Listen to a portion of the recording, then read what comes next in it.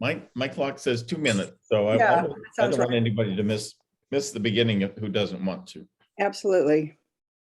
And Scott, I brought my book. Have you read this one? See if I I can don't get think it. so. Is this Pema Chodron? It is Pema Chodron, because you've referred to her, but you referred to the other book, which I like to Yeah, find. I haven't read that one yet. Yeah, this is great. Good.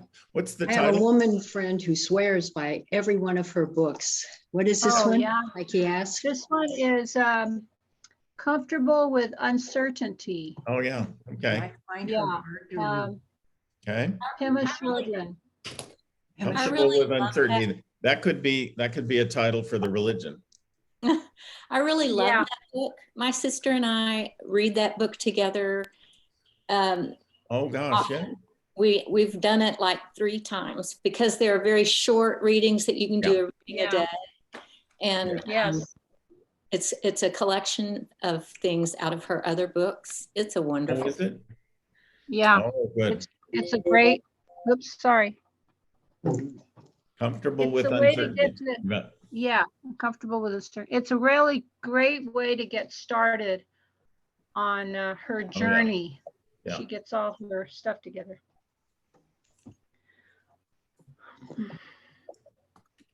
Hi, Robin.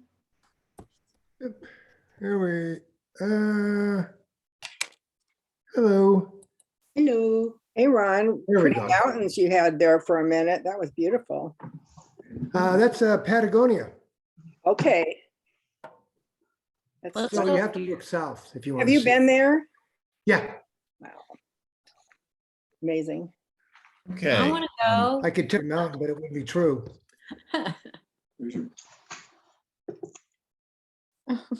So I guess we could probably get going here since it's 7 o'clock. Folks can catch up, I'm sure.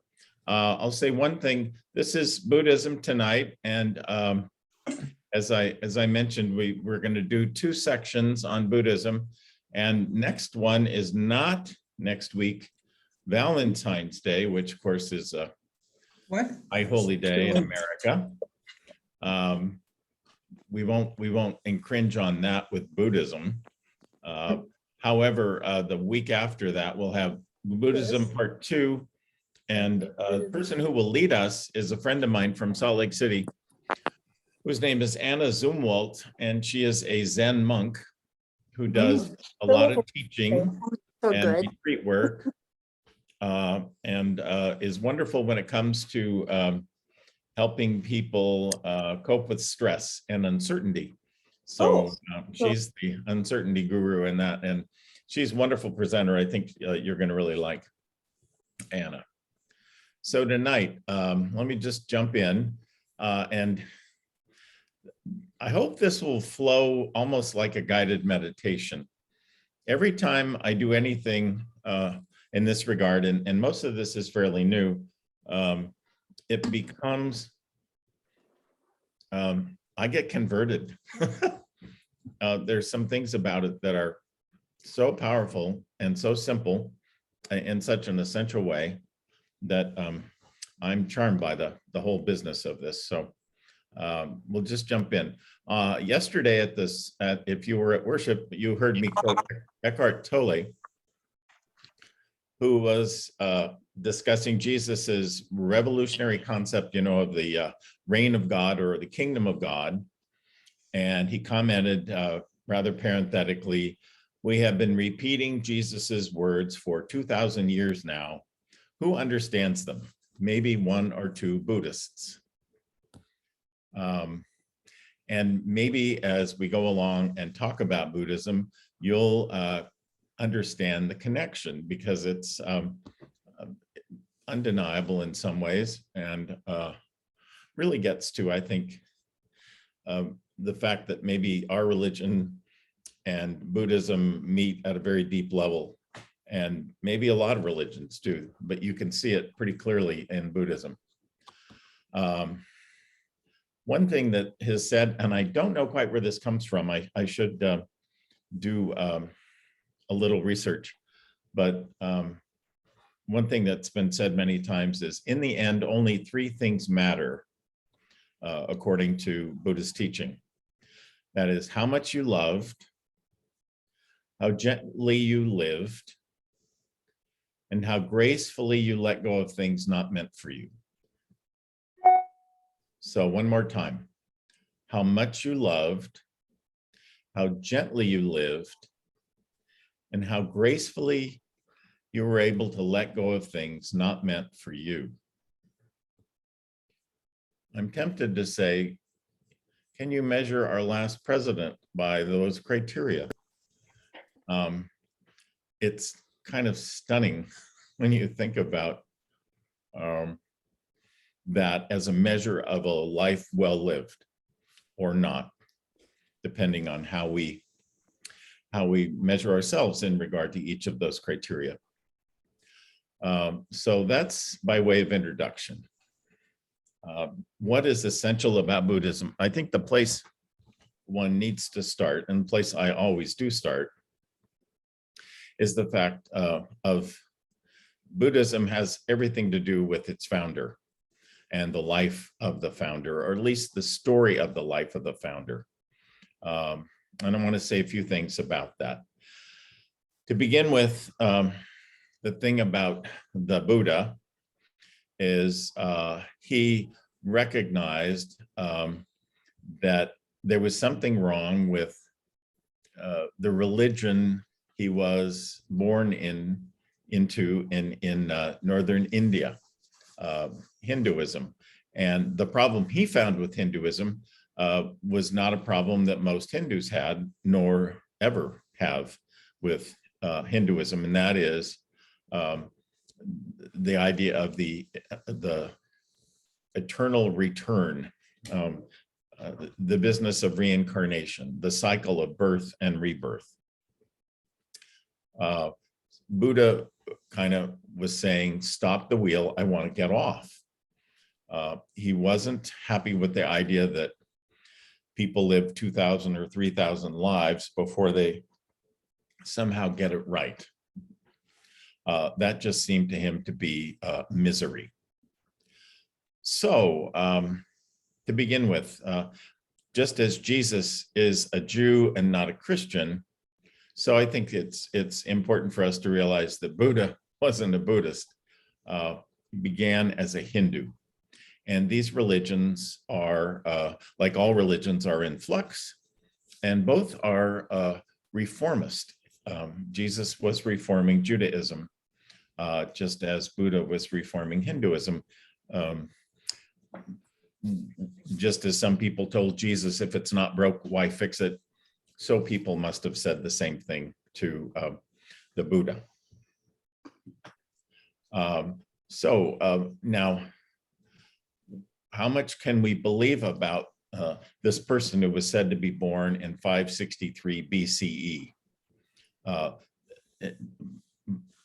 Now, to compare that with biblical times, we're talking about the time in which Jeremiah walked the earth, and Isaiah, the great prophets of Israel, during the ascendancy in the Middle East of Babylon.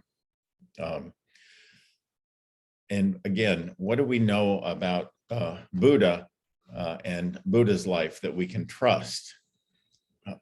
Maybe nothing, except the likelihood that he was born and lived and was said to have lived quite a long time, maybe into his 80s. Just like, what can we say about Jesus? We know he was born, probably not in Bethlehem, probably in Nazareth, that he was believed to be a healer. He was definitely a teacher. Did he turn water into wine? Did he walk on water?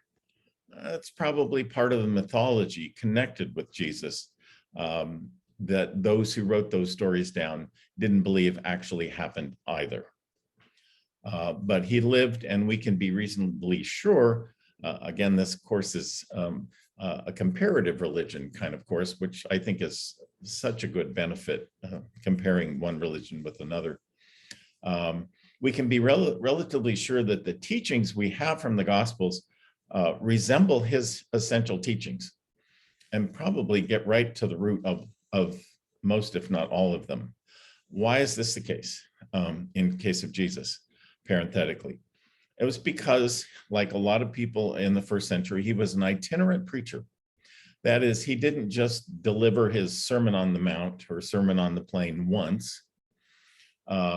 His teaching was probably given in every little town in northern Israel that you can imagine. And if you go there, you can hike around in those little towns and hike between one and another.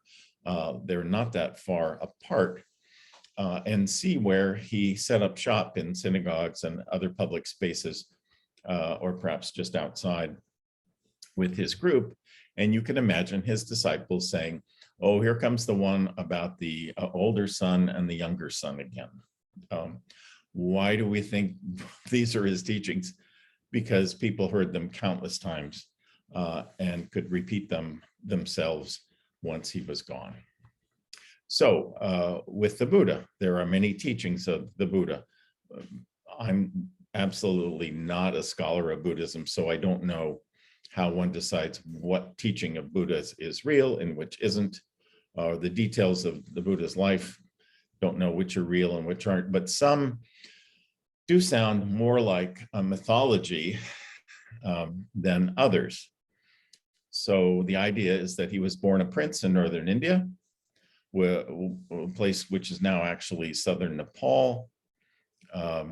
And here goes, we jump right into the mythology.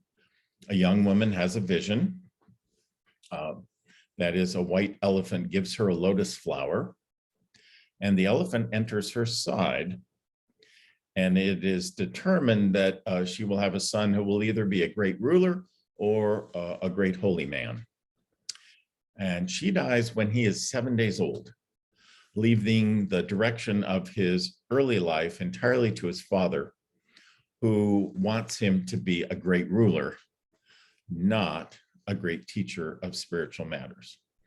So his father decides, according to the story as it's been told in many times and ways, his father decides to lock him away in the palace behind high walls to protect him against the harsh realities of life, and thereby preventing him from taking up any kind of spiritual pursuit, which of course requires taking on and dealing with the essential problems of life, including suffering.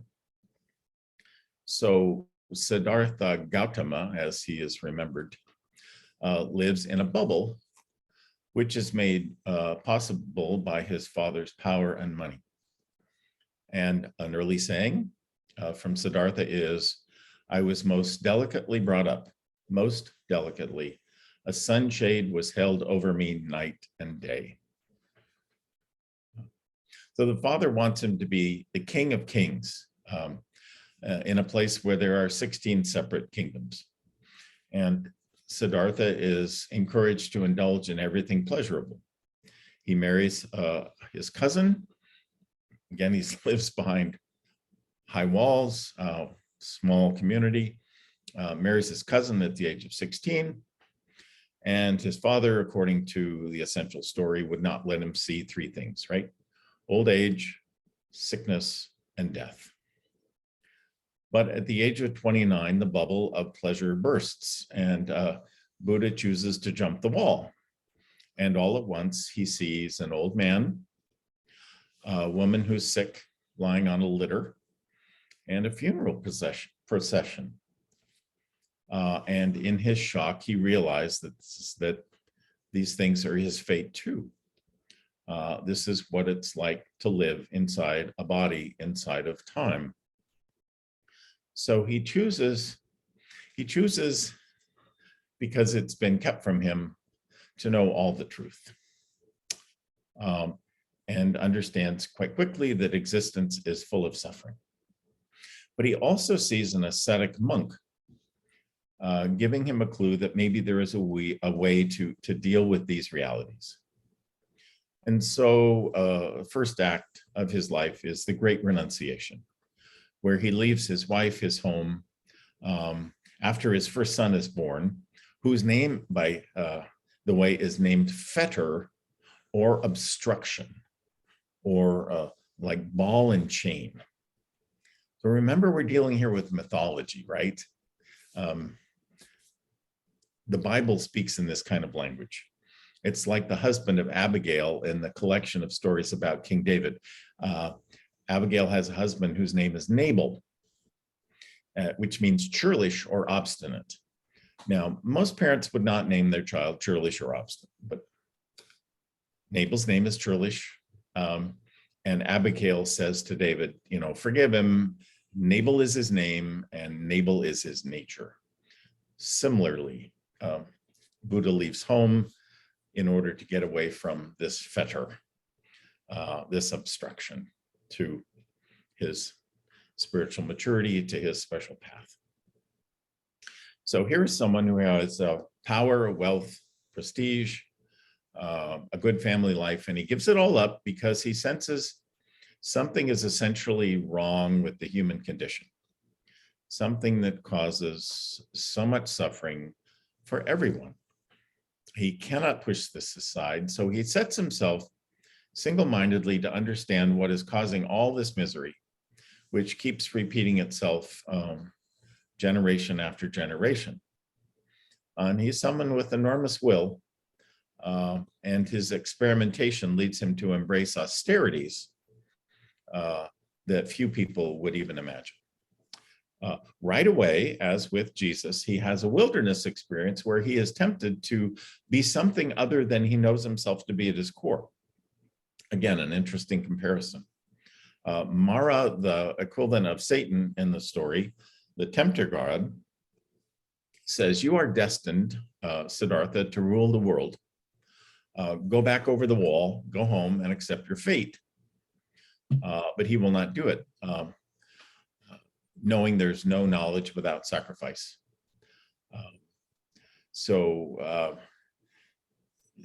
There's this other connection with the story of the wilderness. Remember, Jesus has the temptation to power, to rule everything. Bow down to me, says Satan, and I will give you all the kingdoms of the earth to rule. And Jesus says, no, you shall worship the Lord your God, and only God shall you serve. So Buddha embraces his faith on the other side of the wall, cuts his long hair, takes a yellow robe of a monk, and decides he will not look for power, but for peace. So he goes from being a prince to being a beggar. He's a seeker. He has no solution to the problem. All he knows is he's on to the great questions of life. And traditional Hindu Vedic religion and ritual mean nothing to him. Chanting to the gods means nothing to him. Siddhartha renounces the old religion, saying it is as counterfeit as anything. It's a substitution for real spiritual life.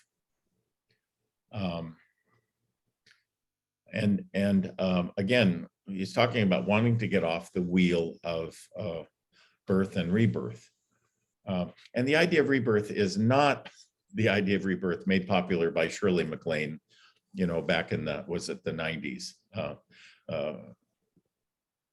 A person would say, in a former life, I was Cleopatra. No, not at all. It's more like I have finished junior high school and now I have to go back to 7th grade. I can't think of anything worse. And that's the idea we're talking about here, of being made to return. So Buddha apprentices himself to several gurus and finds nothing of value from them. He's like, again, to look to Christianity for an equivalent, he's like Saint Anthony of the Desert in the 4th century from Egypt, who's the founder of Christian monasticism. If you are interested in his story, it's amazing. Again, Saint Anthony of the Desert, or Saint Anthony the Great of Egypt, who did the same thing, gave up everything and wanted to find out what Jesus's teaching was at its core. And he found, after apprenticing himself to the wise people of his day, nothing, and had to find his own way, as Siddhartha did. So he had tried for the first 29 years of his life to see if extreme luxury would make him happy, and realizes it hasn't. So he tries extreme asceticism, extreme hardship and pain. He eats barely enough food to survive, meditates fiercely, figures that subduing the flesh should give him spiritual power, and takes this path of asceticism for 6 years, trying to destroy anything inside him which is bad. He eats 1 grain of rice a day. Sometimes he tries standing on 1 foot for hours. He sleeps on nails. He experiences extreme cold. He sleeps out in the rain. And then, and again, this is the story. Close to death, he remembers something, an epiphany. How when he was a little boy, and I don't know how this happens if he's behind a wall, but here's another story. He sat on a riverbank with his father, and the perfection of the world as it was gave itself to him. His father had taken him, according to this story, to a spring planting festival. And while watching the dancing, he looked down at the grass and he thought about the insects and their eggs and how they were destroyed when the field was plowed and planted. And he was overcome with compassion, that the earth would bear the scars of plowing. And he remembers, again, Siddhartha is remembering this from his childhood, that everything is connected. And he feels a sense of pure joy. He senses it inside the world as it is, a world that's already broken, having been exploited by people who take things from it. And yet the underlying fabric of existence is perfect. It's perfect as is. So he eats instead of dying from his asceticism. He chooses life. He accepts a gift from a girl of rice pudding, and it's a moment of grace. So he realizes he's an utter failure as an ascetic. And when he takes the food and revives, he's faced again with his original problem, that life is suffering. The word is dukkha, and we'll talk about that. He was judged, in fact, at this point by a group of young ascetics for taking the food, for giving up the ascetic life. But he realizes that renunciation of itself is no way to any kind of enlightenment. It is, in fact, a religious stunt, which is a very powerful kind of statement. It's like saying, I gave up smoking and I haven't had a cigarette in 31 days, 7 hours, and 54 minutes. The person, right, who says that is still attached to his habit. It's just a stunt. So to find the answer to the conundrum of life, he decides to look within himself and trust himself. And so, as you probably know, if you know the least thing about Buddhism, he sits under what's called the Bodhi tree. And in the shelter of the natural world in all its beauty, he resolves that I will not move from this place until I have solved my problem. At which point, Mara, the Lord of Desire, rises to challenge him with an army of demons. Their arrows aimed at him turn into flowers, as the story goes. Again, we're talking about mythology. Mara is afraid that this great spirit that the Buddha has become will do away with desire, which is going to wreck the whole game that Mara has in manipulating human beings. So he sends his 3 daughters to seduce Siddhartha, but Siddhartha has known pleasure from his youth, so he knows its shortcomings and he easily resists temptation to pleasure. But there's one final test. Mara demands to know who will testify that Siddhartha was worthy of attaining ultimate wisdom. A really interesting take. And Siddhartha says nothing. He touches the ground in one story, and the earth shudders. And he says, the earth is my witness. And he lets the earth speak for him. Remember the epiphany he'd had. So the earth that has been used and despised and owned and mined for minerals and used up and exploited speaks up for him because he has learned compassion for it. And Mara departs. And so we see the Buddha, Siddhartha's first real connection that's made here is with the earth itself. Thich Nhat Hanh, who passed away, what, a week ago, 2 weeks ago, said, we are on this earth in order to wake up from the illusion of our separateness. I want that to be our refrain tonight. We are on this earth in order to wake up from the illusion of our separateness. So Siddhartha meditates all night, and his former lives pass before him, and his awareness expands, and an interesting thing happens. The past becomes present to him, just as the epiphany of his youth comes back to him full blown. Everything is as if it is eternally present.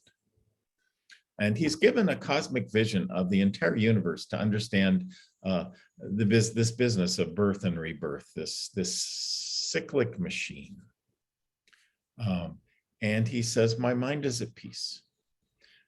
And in that he becomes the awakened one. Now, how can I explain that? I can't. But he enters into nirvana, meaning he has this experience of awakening, and says, at this moment, all beings and I awaken together. And that's really significant. It's not I awaken, it's about me. There's no religion that deals with the ego or sees through the ego like Buddhism. So that's why he says, at this moment, all beings and I awaken together. And that's a powerful statement, and one that you have to live into. You certainly don't understand it right away. And he realizes that this awakening is not new, that this reality has always been there, that nirvana is just the world as it really is. And the problem is we misperceive the world. And it's been unreality that has made him think that he's a separate being. It's made him self-centered. So he awakens to the fact that this is truth, this reality, and realizes it's actually always existed inside him. He's always in some way known this. He is like Dorothy in The Wizard of Oz, who was always able to go back to Kansas, right? Remember? But she didn't really know it until the good witch, Glinda, right, of the North told her so. Nirvana is the present moment, seen directly as it is and for what it is. There is no other reality. Everything else is just illusion. There's nothing to aim for in the afterlife. There's only this room where we are, this moment. Pay attention is the unspoken call. So that night under the Bodhi tree is where he gets this illumination at the age of 35. And it's taken him 6 years to get here. And he doesn't want to leave the place or the tree or the experience. He's tempted to just retire and meditate.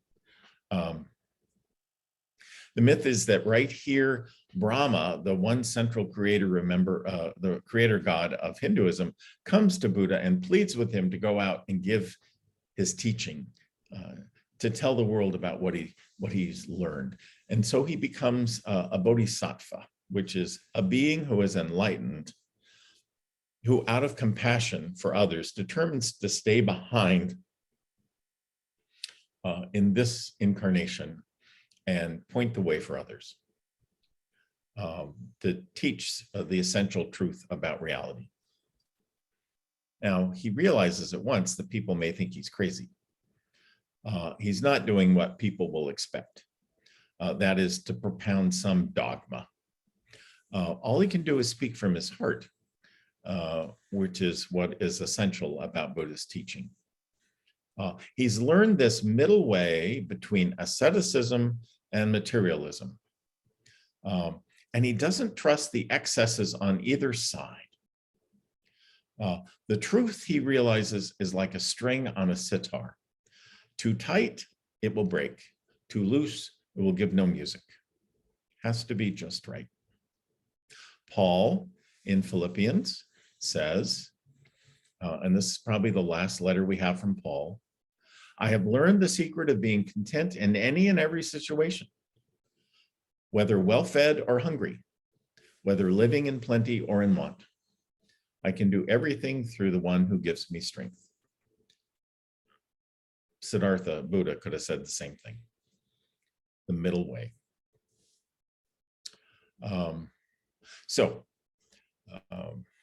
We talked a little bit about caste when we talked about Hinduism. Buddha, of course, was born in the top caste. He realizes that caste is irrelevant. What makes you noble is if you understand reality. And so he creates this Sangha. Now, I despair to understand this part because we're talking a little bit about institutions, and I do not understand how Buddhism is actually organized because, for one thing, it's just as multifarious as Christianity and any other religion. But we can say this, that the Buddha did seem to be all-inclusive, that men and women, rich and poor, were all welcome. He'd had a really hard time, remember, trying to find his way to reality over 6 years, and he wants it to be easier for other people. At this time, women were unwelcome in the higher regions of spirit. Buddha overcame this and ordained women as nuns, as far as we know, and helped them escape the drudgery of everyday life. An old poem, I don't know where this comes from, it's called Sumangala's Mother. It says, so freed, so thoroughly freed am I from my pestle, from my shameless husband and his sunshade making, my moldy old pot with its water snake smell. I cut with a chop, aversion and passion. Having come to the foot of a tree, I meditate, absorbed in the bliss.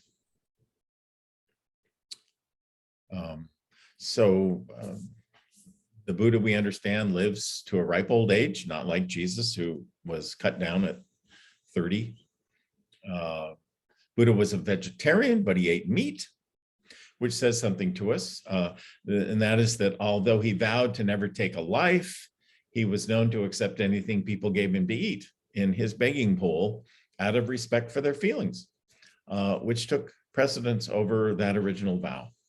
So there's something essentially pragmatic about the Buddha as the teachings of the Buddha have come down to us. He left no writings, but his disciples and their disciples wrote down his teachings as best they could. And it probably took a good 400 years for this process to be completed. And again, about that process, I know absolutely nothing. A bit of a summation of those teachings. Buddha realizes that everyone suffers, all of us. This is where we begin. Every person on earth who lives a full life at least what we think of it as 50 or something like that, will end up losing everything they love. They will age, they will be ill. The challenge is to see that being the case, everything is still all right.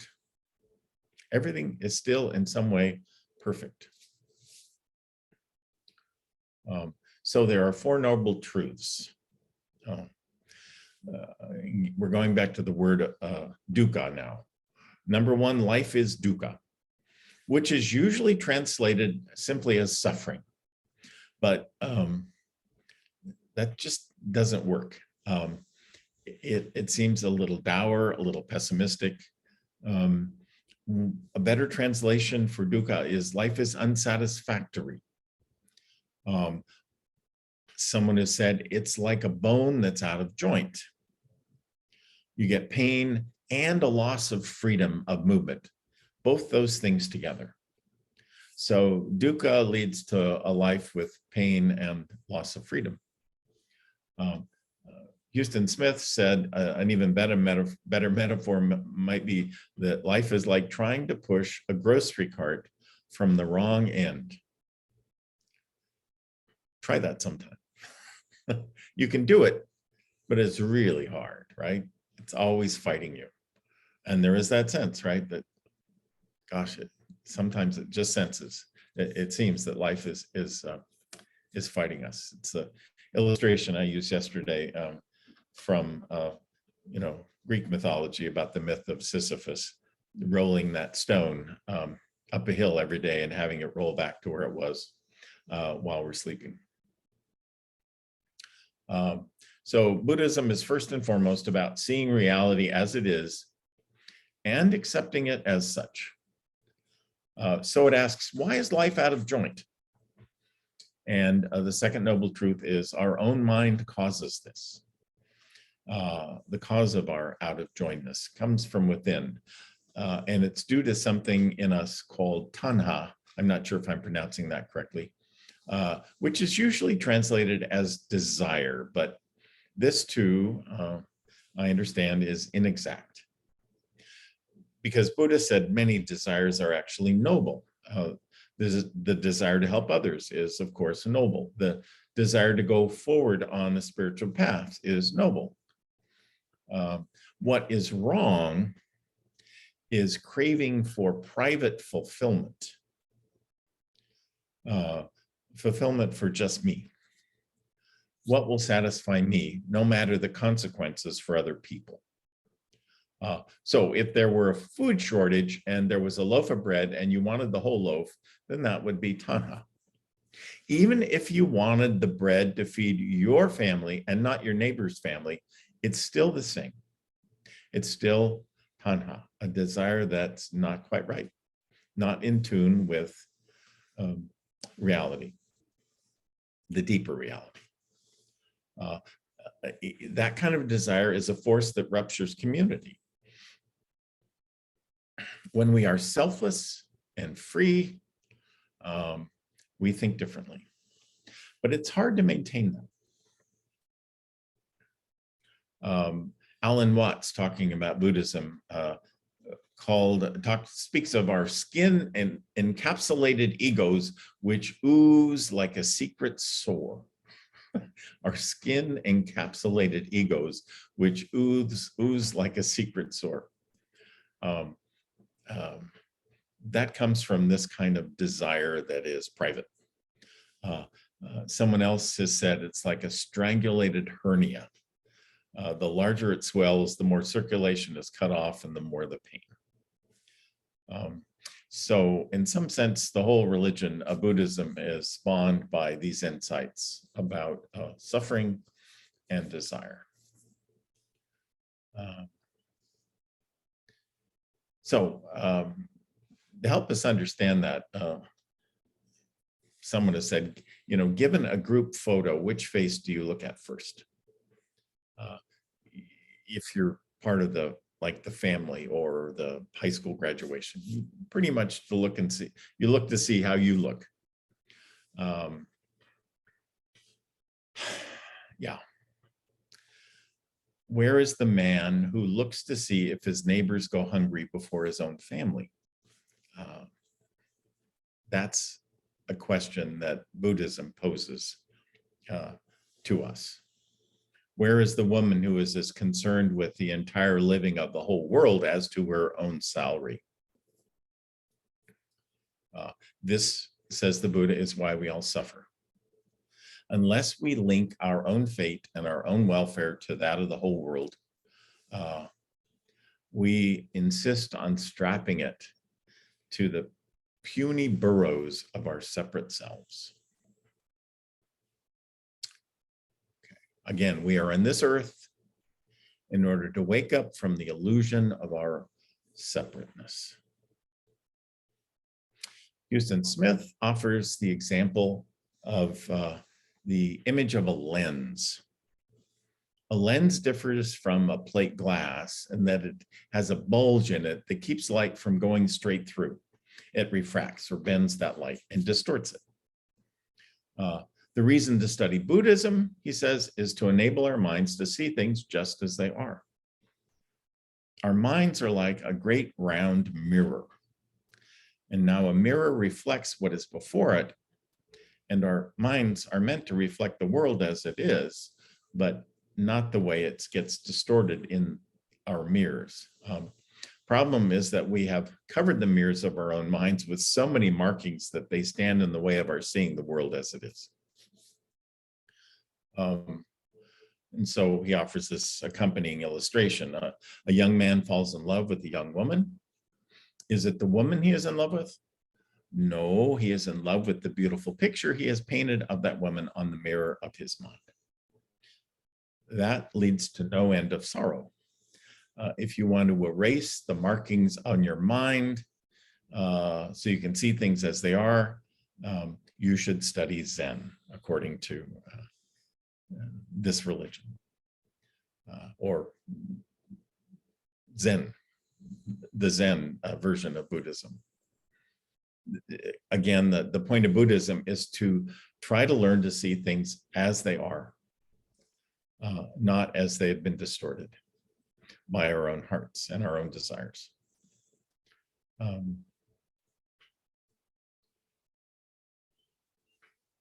The Buddhists would say that the reason we don't see things as they are have to do with three poisons: greed, hatred, and delusion. The more our lives are filled with these three poisons, the greater the bulge in the lens, and the more refracted from its true course is the light that comes into us.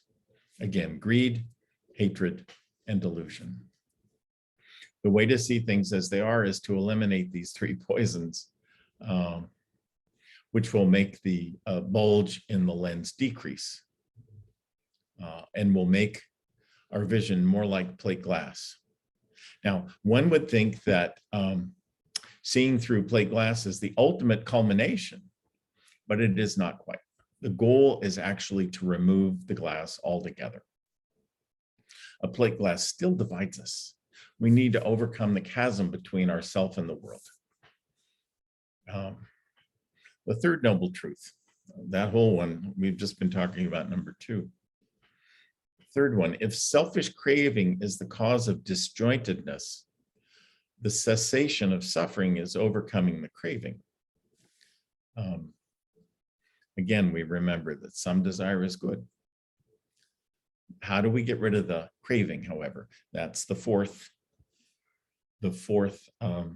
noble truth, which is the eightfold path. And I don't think I'm going to go into that because we've had enough rubrics. And I'd like us to get actually now to the video that we have, that I think all of this in some way has been prelude to. This is from Houston Smith, once again, from his program called The Wisdom of Faith. And we're gonna watch about 10 minutes of it, I think. So let's start it.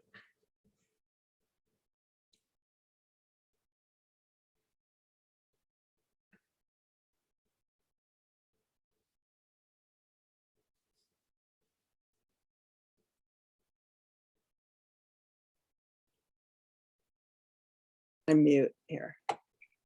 There we go. It looks like we're in a good place. At our own. We're seeing you. Curious Kathy. to better understand his own mind, Okay, second. Houston Smith traveled to Japan to study with a Roshi, or Zen master.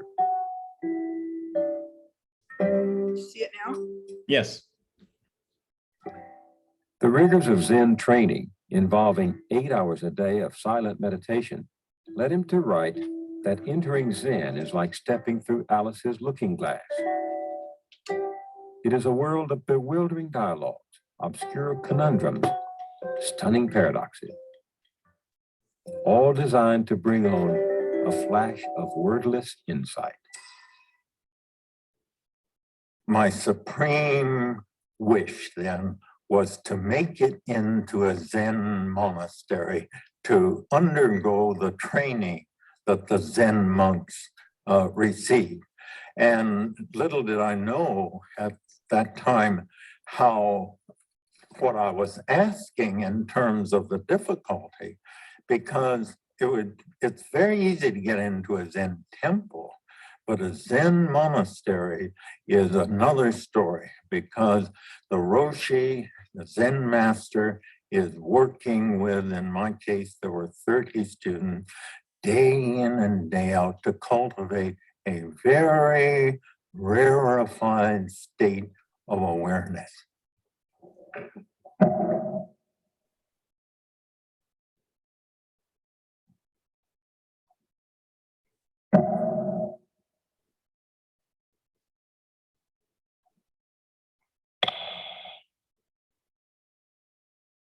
Basically, in the 10th times, about 15 hours a day of silent meditation. And to plunk a gross Westerner down into that is an enormous distraction.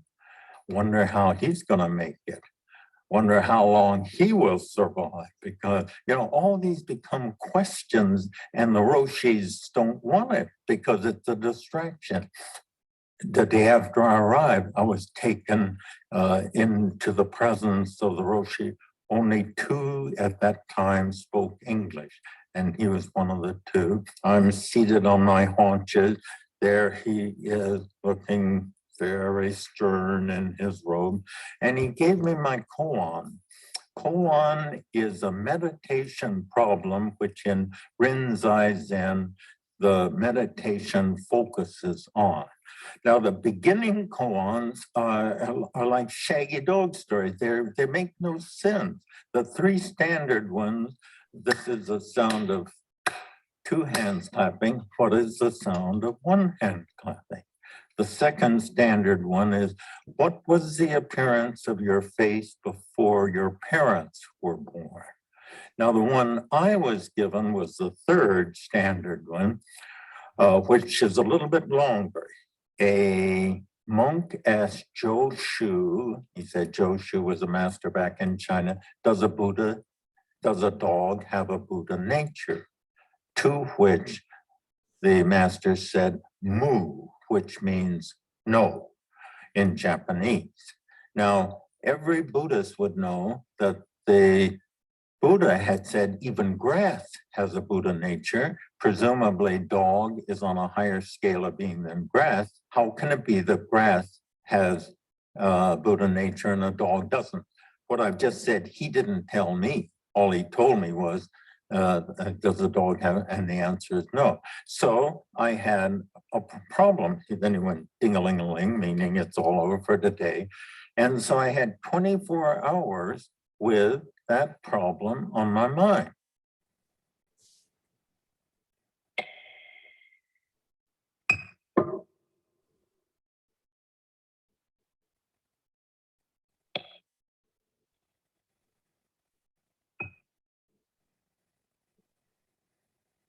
Somehow, by redefining the word, maybe by Buddha nature, he didn't quite mean that, or a dog didn't, you know, when you get a contradiction, you fiddle with the terms so that they will fit.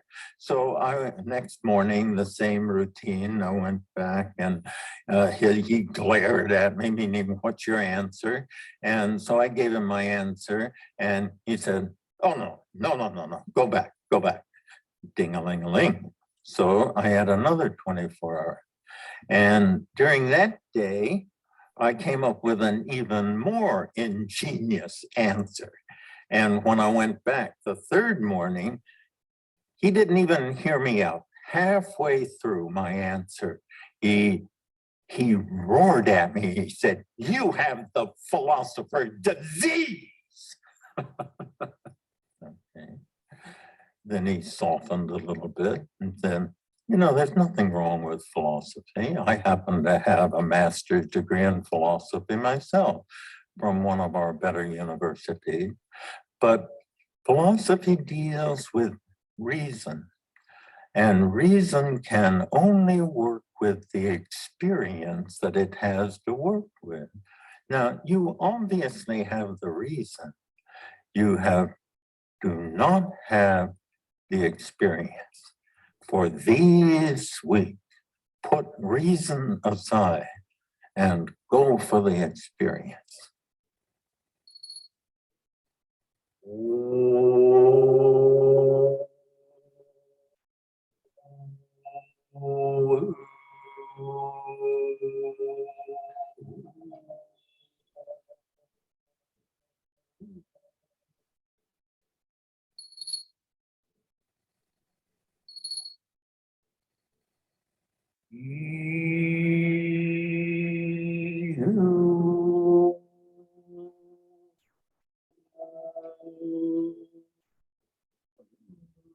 The answer to these early koans is not a verbal answer. It is an experience. These are conundrums set up in such a way. Don't ask me how they work. So this is my theory. I don't know if it's right. My theory is that it presents you with a contradiction before which the reason feels helpless. He would stress this word move, and he would say at times, nothing but move. The whole universe, nothing but move.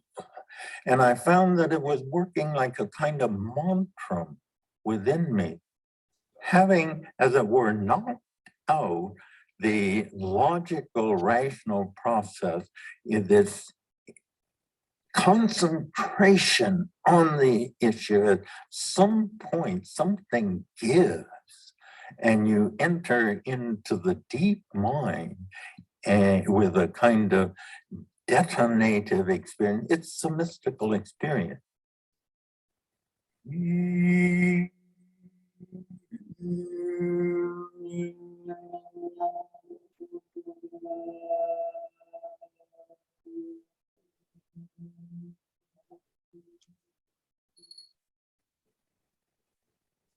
The most climactic moment of those 8 weeks was when we came to the last week, this intensive round-the-clock experience. Some would not sleep at all.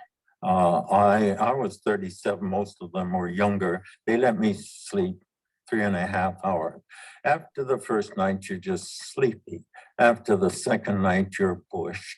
And then you just keep going after that.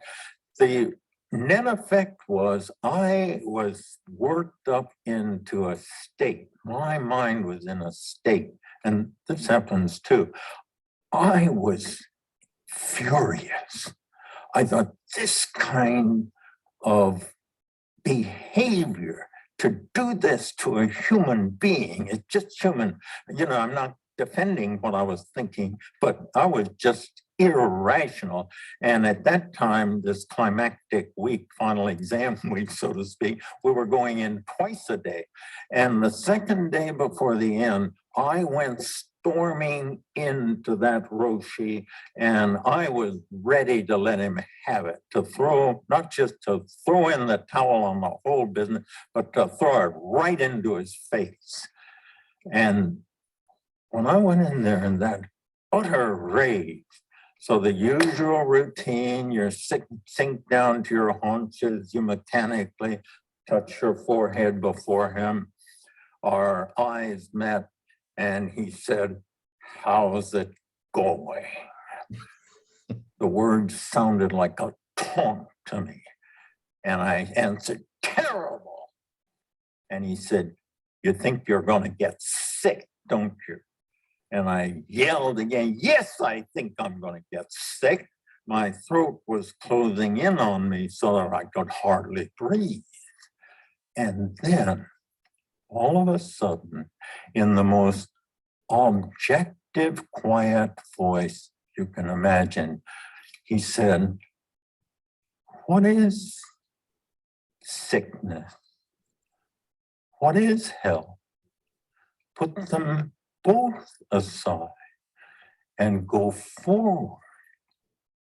And now I despair of communicating to you the effect of those words on me.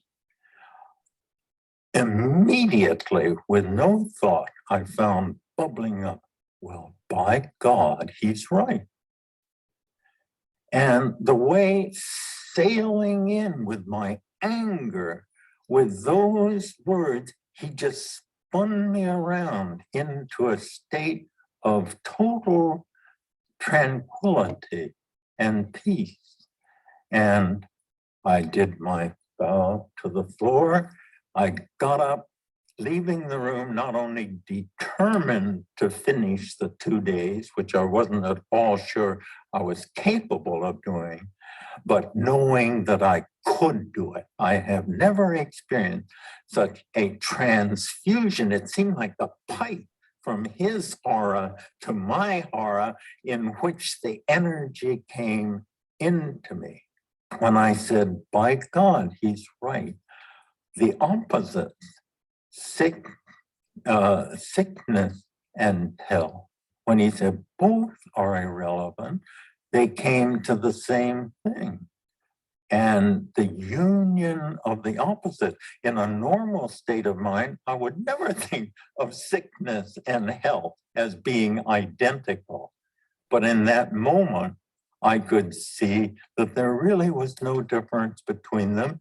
And I accomplished the union of opposites, which their show, putting the palms together, symbolizes. Somehow you came to an acceptance of the dilemma, the perplexity, the contradiction, and did not let yourself stay there. You moved beyond the contradiction. Then that's not the end. That's only the first step. And the real Zen practice, day after day after day, plodding footsteps after plodding footsteps, to come to bring that glow and that glory of that experience into the daily life.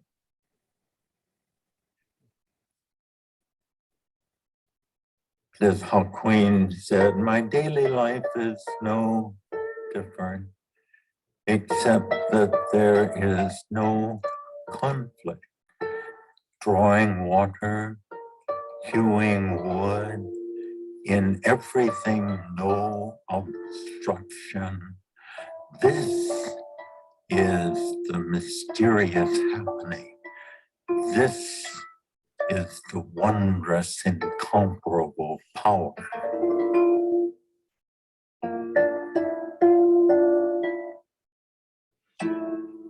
Kathy, we can end right there. Okay. So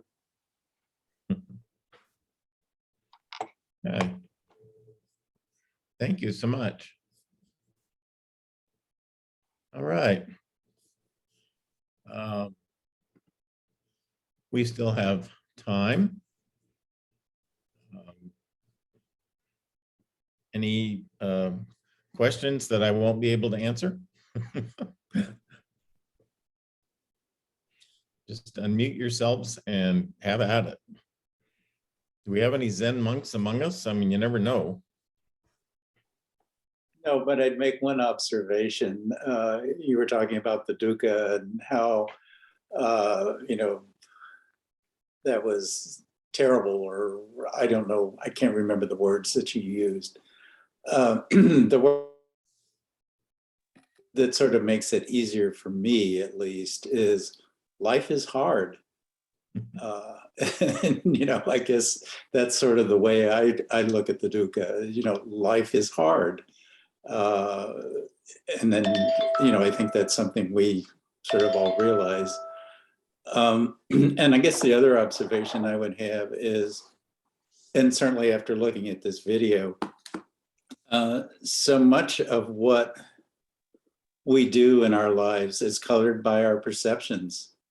How do we perceive death? How do we perceive illness? How do we perceive health?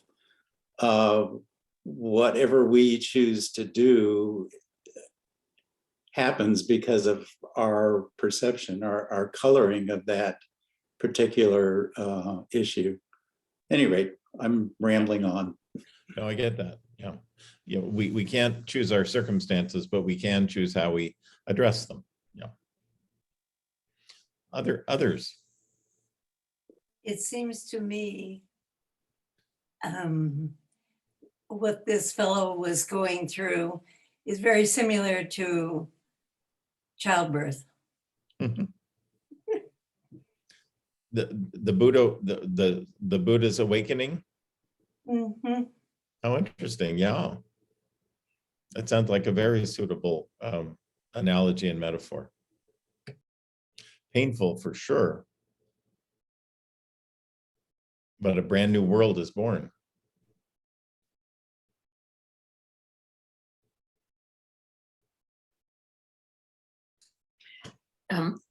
The description of the Buddha's experience reminded me very much of what little I know about Native American ceremony and Native American religious ceremony, that, Sundance and going out on a mountain with no food and water and waiting for a vision, and, all those sorts of things seem similar to me. Mm-hmm. It reminds me of something else too. The sermon that you gave a couple weeks back, I think, regarding elders and elder respect, elder worship, whatever you want to call it. At the time, I thought, much like Diana was just talking about, Native Americans have a vast respect for their elders and the wisdom that they bring to the community, and something that seems to have escaped most of our culture right now. At any rate, another rambling. All right, enjoy that. Yeah, go ahead. I'm sorry, this is much off the subject, but following up on that same topic. I grew up in Western Nebraska, Cheyenne and Sioux territory, and never knew anything about their culture. I am encouraged and very interested in things that I feel are happening now in our country to attend to, recognize, and respect the Native American cultures and the way they tended the land, and we don't know how to do that. I mean, all those things seem really important to me, and I'm really glad to see those things happening. It is interesting to see that come right out of the experience of the Buddha from that early mythology. The earth speaks for him. I can't imagine the earth speaking for those of us who benefit from fracking quite the same way, probably. Exactly. Right. Okay. What was the quote one more time? And I think you said it was Houston Smith about the ego and the skin and the oozing. Oh, right. That was from Alan Watts. Okay. Yeah, our skin encapsulated egos, which ooze like a secret sore. Yeah. You can Google that and see where it takes you. I bet it'll be interesting. I would be considered a Buddhist heretic. Yeah. My father had a saying, Jeannie, there's no such word as can't. And I'm a product of the 1970s self-actualization movement. Sure, right. Life spring training, landmark training, whatever you did, whatever you said, no matter who, what, when, where, or how, it was me, whatever was inside of me was making that happen. Now, what might be true is they were just teaching all of us to have a huge ego, but no, they weren't. They were teaching us how to be of service to others, how to reach out, how to realize there is, like my dad used to say, there's no such word as can't. They used to say, if you say you can't, what you're really saying is I won't. And when Steve, if you don't mind, I'll just mention, well, other than he's been following Buddhism. And I often, if he says something like, well, life is full of suffering, I'm going like, we can change it. You see what I'm saying? We aren't stuck in suffering. Now, maybe I miss the really golden gem of your explaining while accepting it. Maybe you just accept it, therefore you can work through it, maybe. But yes, aren't we all called to assist others who are suffering?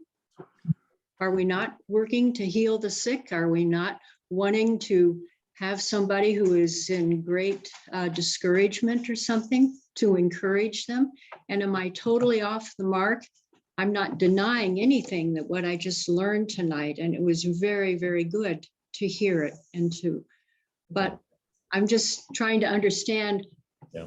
So other than the Buddha found a way to get off the wheel of eternal return, of that cycle of birth and rebirth, and could have accepted that as my victory, but instead saw it instead as an invitation, because of his connection with all humanity, to stick around and become, again, that word bodhisattva, which is someone who points the way to all others.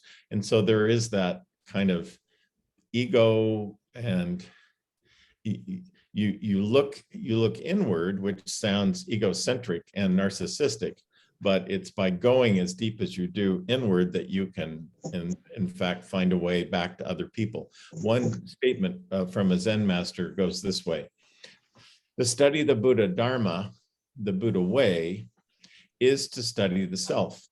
To study the self is to forget the self, and to see the self in a myriad of things. So the study of the self is supposed to lead some way to the dissolution of the ego, rather than an obsession with it. Because I think this is it, because the narcissist can't look too closely at him or herself. He might wake up from his dream about being in love with himself and realize who he really is. I think that may be where that comes from. But again, it's one of those conundrums that's at the heart of this whole business of Buddhism. And hopefully our presenter next week will enlighten us even further about this than I, in my humble and puny way, can do it for us. So Scott, I kept remembering of something from the first class, which, or was it the second, when we were talking about Confucianism, that was about, and I think it was Houston Smith saying it, that it's, you have to know yourself, and then you have to have empathy, but you can't just have empathy for those near you. Then you have to have empathy for, and he had this like ever widening circle of empathy that kind of went from from loving yourself to loving the whole cosmos, because if you draw a line in there anywhere, then you end up in tribalism or Right. selfish, and that seems to be a thread I hear. That it seems like you could say the same thing in Confucianism or Buddhism or any sort of kind of path to enlightenment, that the love of self and ultimately leads to the love of cosmos, which leads to the love of self. I mean, it's all kind of seeking the connection between those. Mhm. Nicely said. Well, I have a question, kind of following up on the other one is, well, then would we say that really people who are suffering, and there were a lot of suffering people, I'm sure in India that he saw, would you say that he felt that they were primarily deluded if they felt unhappy and like they were suffering, and that it wasn't his responsibility to help them in a physical way because they just needed to recognize that their suffering wasn't real?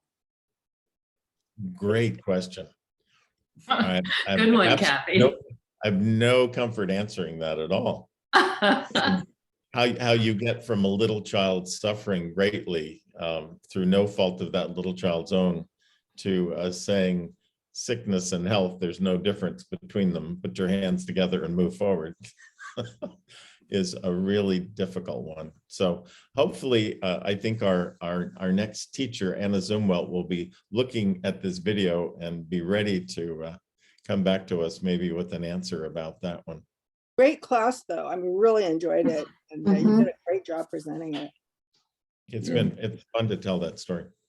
Okay. Scott, I want you to know that I was decluttering and going through a bunch of my old books, and I came up with this little pocket, The Teaching of Buddha. Wow. I have no idea why it was on my shelf. It's published by the Young Buddhists Association or something. First Wow. edition, 1934. Third Wow. edition, 1965, which is what I have here. So I can carry this around with me and become enlightened, and I'll let y'all know. Door-to-door Buddhists that knock on your Don't- door and try to Yeah. get you saved. Could happen. Yeah. Yeah. Two young Buddhists with white shirts with short sleeves. So. Oh, dear Lord. Okay, enough. I think we're descending now into ridiculousness. Happy Valentine's Day next Monday. We won't meet, but plan to be here the 21st, I guess, of February, if you can do it. Okay. And I'll get this recording up on the Southminster Connections website. It's also on our YouTube channel. I made a group called Adult Education, a playlist. Excellent. And I'm going to be writing Thank you, up Kathy. something about our way that our services are presented on YouTube and Facebook, and sharing that with all of you, probably either in this week or next week's Thursday newsletter. So Fantastic. you can look forward to a broader understanding of our recordings. Excellent. Very great. Thank you. Thank you, everyone. Thank you. Everyone. Good night. Been very great. Bye. Bye, everyone. Thank Be you. well.